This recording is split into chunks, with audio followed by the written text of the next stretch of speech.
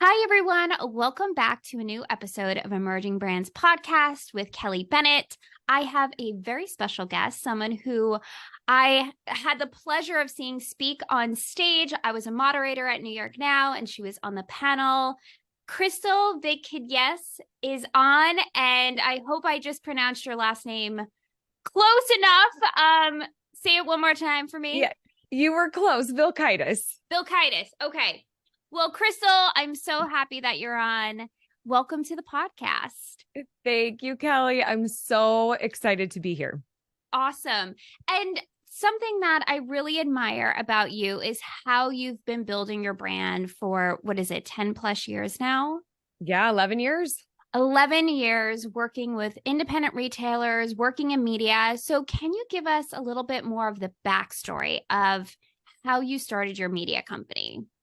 Yeah, I kind of feel like I fell into it all. It happened very organic, which was really great. I was working for a startup company called Snap Retail, and they're kind of like email marketing, like constant contact, but for the retail world, for independent retailers.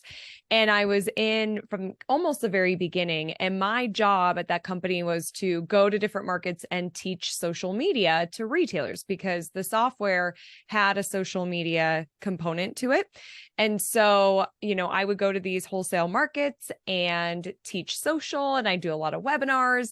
And the company was struggling a bit from fundraising. And so they made a lot of changes. And that was a great opportunity for me to start Crystal Media. And I had a social media company before joining Snap.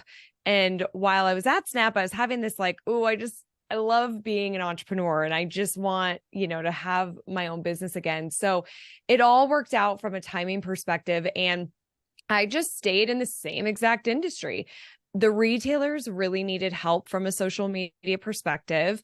And I had a lot of contacts built over, the year and a half I was at Snap Retail. And so this was back in 2012, I launched a membership website where I just had training for the independent retailers. We would do live webinars and support. And this is kind of like the beginning of online membership I was sites. going to say you were ahead of the game there. Yeah, I was. And it was awesome because it was just this place that I got to connect with my community. And to this day, Kelly, we have a couple of retailers that have been members since 2012, the whole time. Yeah. So cool. So, from there, my company definitely evolved. We did some social media management for a few brands. I was on the road speaking. I developed online training courses. And then we still did Facebook advertising and Instagram advertising. We still do that today. Started that many years ago, and then added local listings as well. And then otherwise, we've been so focused on who we serve, which is brick and mortar mom and pop retail shops. Typically, they're in the US and Canada, and what we do for them, teaching, education, online listings, and advertising. Incredible. And that's also something that really struck me when you were on the panel at New York Now of how niche your business is and how consistent you've been in serving that particular aspect of retail. It's the independent brick and mortar. So let me ask you this. What has been the biggest struggle that those brick and mortar business owners, founders come across when it comes to social media? What is the biggest thing that they're getting stuck with that your business really found a differentiator on how to serve them? Yeah. One of the hardest things for these independent retailers, but I think any small business really, is there's a lot of resistance when it comes to social media, putting ourselves out there. We have a lot of reasons why. I mean, we might not want to be seen. We don't want to be in front of the camera. We want to be behind the scenes. We don't feel comfortable with how we look or sound, or there's fear of messing up.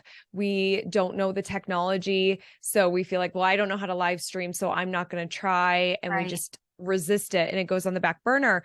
And so I kind of feel like one of our superpowers is helping retailers become really confident with putting themselves on camera Yeah. and really changing their mindset about it. You know, so many people think I have to do social media and it feels really daunting and you just want to put it on the back burner, you just don't want to do it.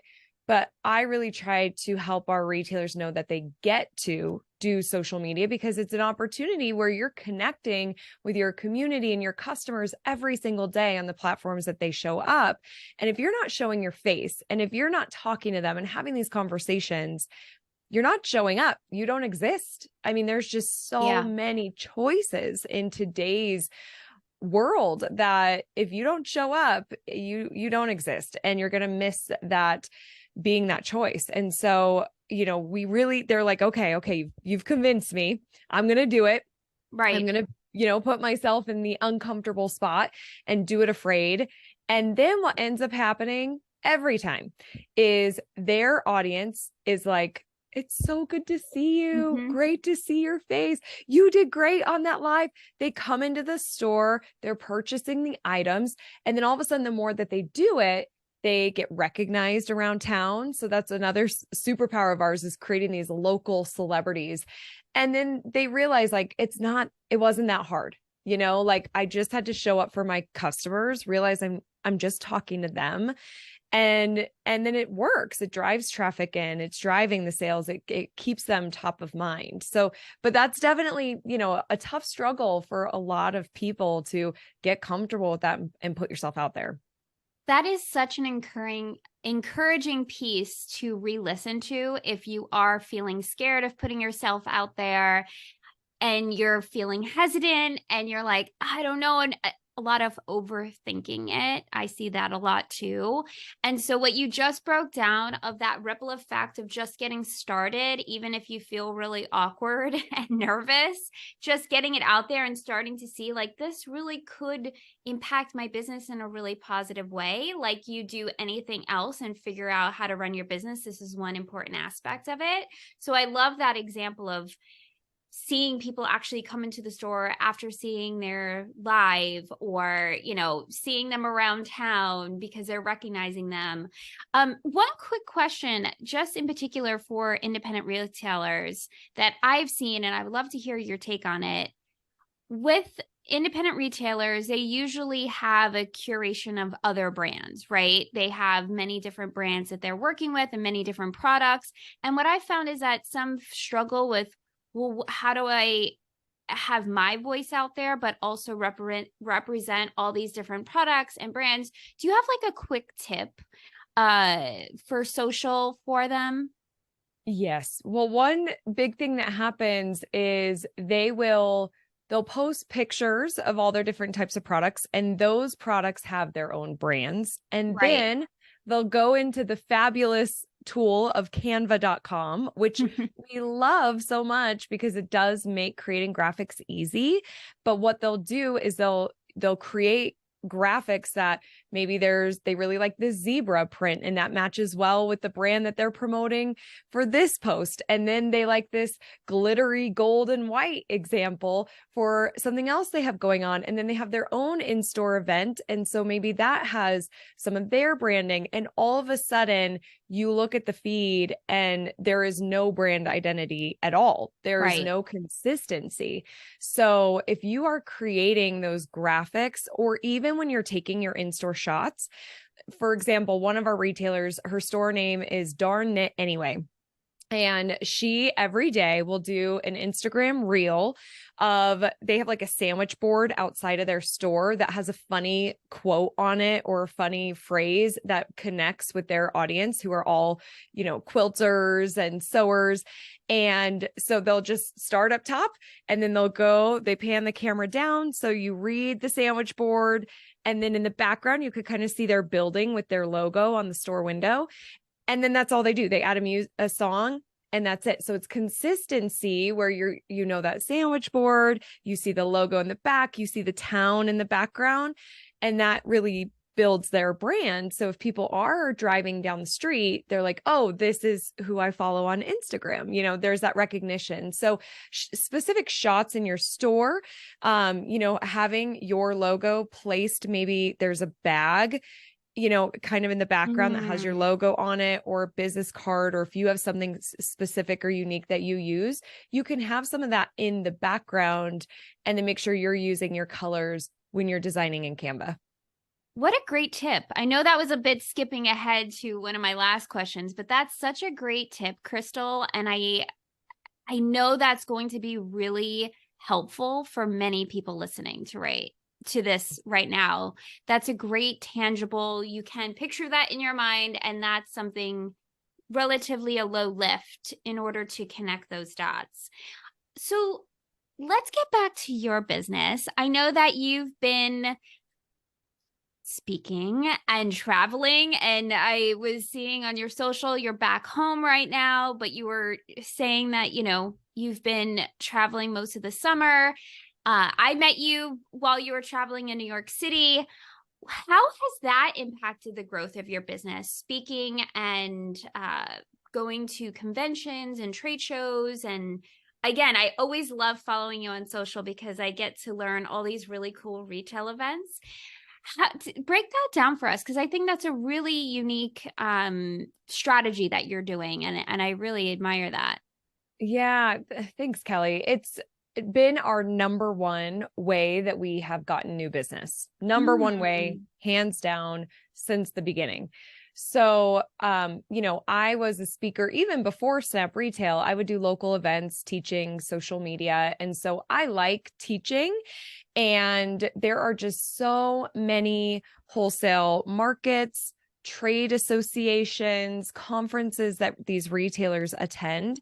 And so what kind of has happened to me over the years is you go do an event, and in that event, somebody is in my session who is the president of this trade association. They have a conference. They're looking for speakers. They invite me. And it just sort of, then people are like, oh, I saw that you were at that association. Will you come speak over here? And then, it's been very organic for us on getting speaking gigs. But the key was just we had to get out there initially. And I think why we get so many is we are so niche. Like it's Mhm. for, one of our biggest categories is jewelers.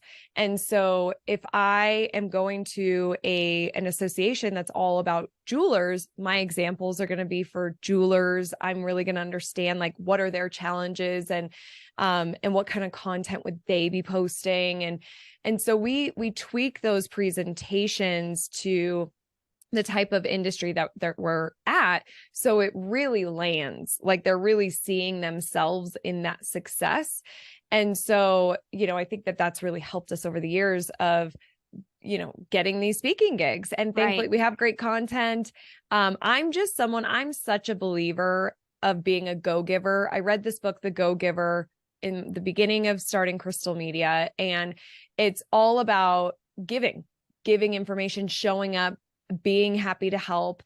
And I take that really serious. And so for my sessions, they are known to have a lot of value and tips and tools and ideas that you could walk away with. And people are always just coming up saying, this was one of the best sessions, because I fill them. And that's my strategy. I actually talk to other speakers in the industry, and they sell better from stage than I do because they hold a lot back, and they're like, you got to come into my Mm. programs. And maybe I'm doing myself a disservice, but I just like to be the person who's like, I'm giving you so much that you could walk away with today. Right. Whether you work with me or not, like I really want to help impact your business and be a go-giver. And what happens all the time is people that saw me 5 years ago, 7 years ago, 8 years ago, they'll reach out and be like, okay, I'm ready to work with you. Like I have this budget. I want to be a part of, go deeper with you and your team. So it's more about the long term for me with building these relationships through that education and really adding value, and just showing up with our super relevant content.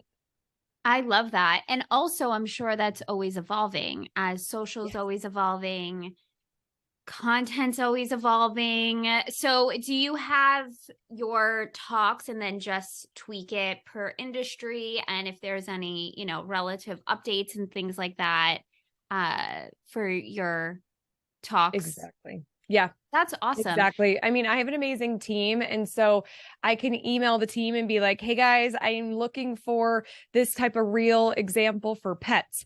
Or I'm looking Mm, for, are you seeing a quilter or a sewing machine store that's doing live streams that's getting some good engagement? And, sometimes we can't find the example I'm trying to teach. So I right, can show, if I'm at a jeweler association, I might show a pet example as long as I know that that example can be tweaked for them.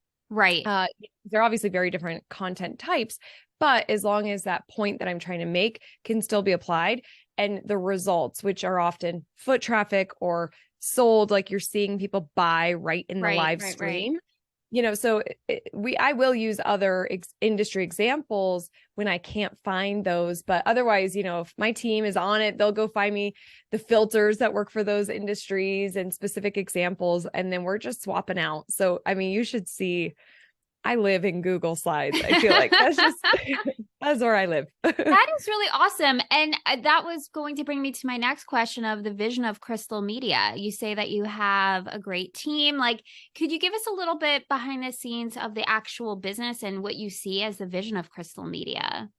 Yeah, so we are a small but mean machine at Crystal Media. There's a total of 10 of us, and Whoa. we really focus on, we kind of have like our agency side of the business and then our education side. And Okay. I really live in the education side. Steph, who's on my team, does a lot of the education, manages our membership website that we still have today. And then the agency side is our Get Listed and our ads team. And what's really great actually about my model is because I have an agency side and we have some done for you, my team's creating case studies that I can then teach from stage and giving me Right. some of that content. And even if I'm not talking about ads, but I want to talk about a reel that was really successful, well, my ads team is really close with all their clients. And so they can send me some of their clients that we can feature and highlight them. So that's been really great from like connecting those two dots. And then Yeah. of course I've got a few people that are doing business development, and I've got my COO who does operations, and then we have somebody who helps with we have two podcasts. One's sort of a passion project, and then one is like the team is really involved in that too. So that's kind of our structure. It's really great. And what do you see as the vision of the company? So for us, I really pride ourselves on the content that we're delivering, like I said, with really adding a lot of value and really impacting our retailers. And so we have a show called Rooted in Retail that launched in March of 2023, and one of our big focuses is to really grow that show, which obviously you're on, Kelly, and Yes, your I'm so episode, excited. I know it's coming out in November of 2023. And so we are looking, like, I am always looking for really smart people who have great experience in retail, other retailers who are doing unique things, different things, really looking at high value conversations for the independent retailer. And so for me and my team, that's a really big focus for us to find the right guests, to get the content out there. And then my team just started doing these watch parties. So every Monday, they all get together on Zoom, watch the episode together so they can learn from the guest.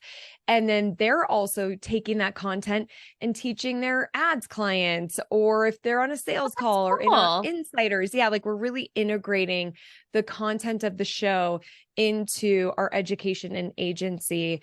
And so that's a really big focus for us. We're really going all in on this show. And then ideally, the show's kind of our top of the funnel. Hmm. And we have a conference that's called Evolve. We did it for our first time this year in April. And we did do it virtually the year before, and it went so well. And I've just always wanted to have an in-person conference. We finally did it. So we're doing it again. It's going to be our annual conference every April Amazing. in Denver. And it's sort of the same thing, bringing these incredible speakers to a stage and helping retailers grow their business, thrive, stay relevant. I mean, marketing and technology is changing so fast. That's why it's called Evolve. And Right. so we're bringing in people to really help them know like what's coming. What do you need to do now? What do you need to know for the future? And really help keep them in the game so they don't get left behind. And so those two things, rooted in retail, Evolve, it's all about the education and really helping the retailer be strong. We just want to grow those two events. Everything else funnels through with the Mhm. agency and membership after that. So it's just really about the content in those two platforms. Thank you for sharing that behind the scenes. It's so Yeah. encouraging how you've built your business and how you've structured your own content in person, building community relationships, and how that genuinely builds a business. I think that alone could really touch someone of saying, okay, this, I have to take content seriously. And the way that you just broke it down of how it impacts your own business is really encouraging. So thank you for sharing that. Yeah, happy to. And one thing I want to add too, like speaking's been a big way that we built this business, as well as partnerships. And Okay. that's a thing that I'm really seeing with, like, we have so many partners in this space that we've worked with for years, and they'll send for us, they'll promote us, endorse us. And those tend to be the strongest leads, the easiest sales, really engaged customers.